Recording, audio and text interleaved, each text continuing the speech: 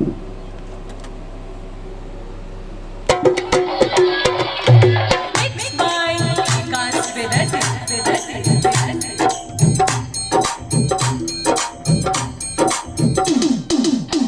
पल हर पल अहाँके इंतजार करै छी। हमर कलेज सँ पूछू कतेक अहाँ से प्यार करै छी। अहाँके फोटो देख देख कऽ अपन दिल के आस दै छी।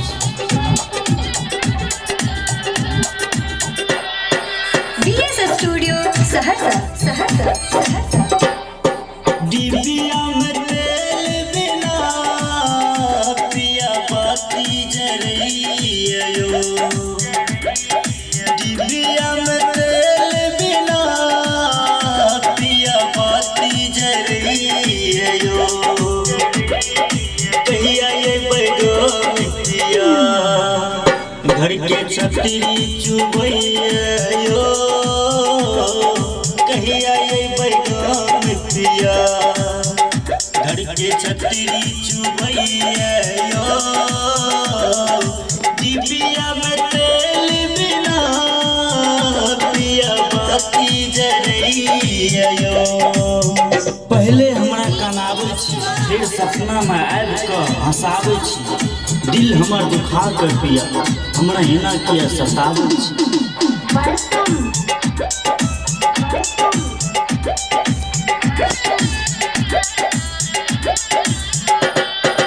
आबि गेलै पिया गहुम कटनिया एको टन जोन मिलैये। आबि गेलै पिया गहुम कटनिया एको टन जोन मिलैये। माझी के ये मन खराब बबुआ स्कूल गेले ये। माझी के ये मन खराब बबुआ स्कूल गेले ये। डिबिया में तेल बिना पिया बाती जरइयो।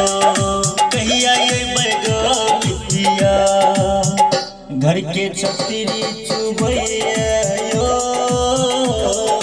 कहिया ये बैगो मितिया घर के छतरी चुबइयो।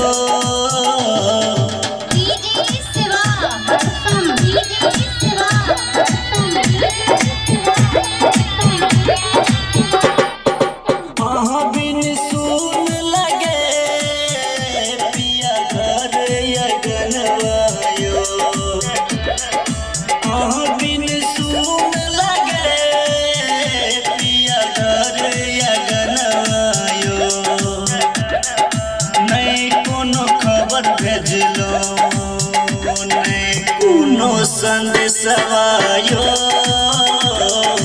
नहीं कोनो खबर भेजलो नहीं कोनो संदेशवायो। डिबिया में तेल बिना पिया बाती जरइयो।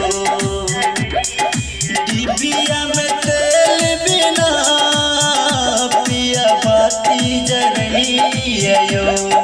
कहिया ये बैगो मितिया घर के छतरी चुबइयो।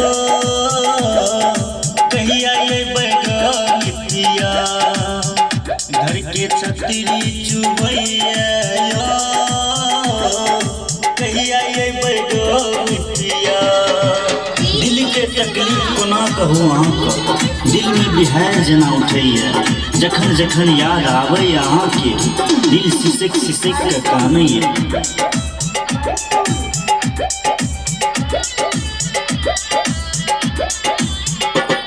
विकास बेदर्दी घर आबै अहूँ चलि आबुयो।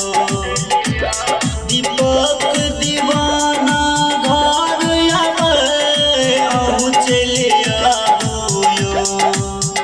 नहीं तो चिरंजीव सामंजस संग कुछ पैसा पठाबुयो।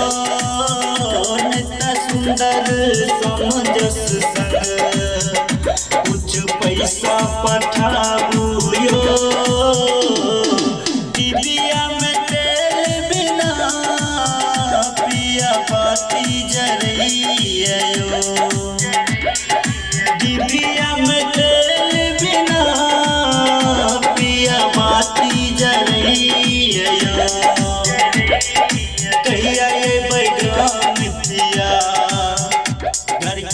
छतरी चुबैया यो कहिया अइबै गाम पिया घर के छतरी चुबैया यो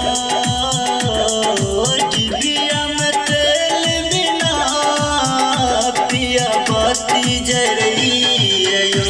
BS स्टूडियो सहरसा।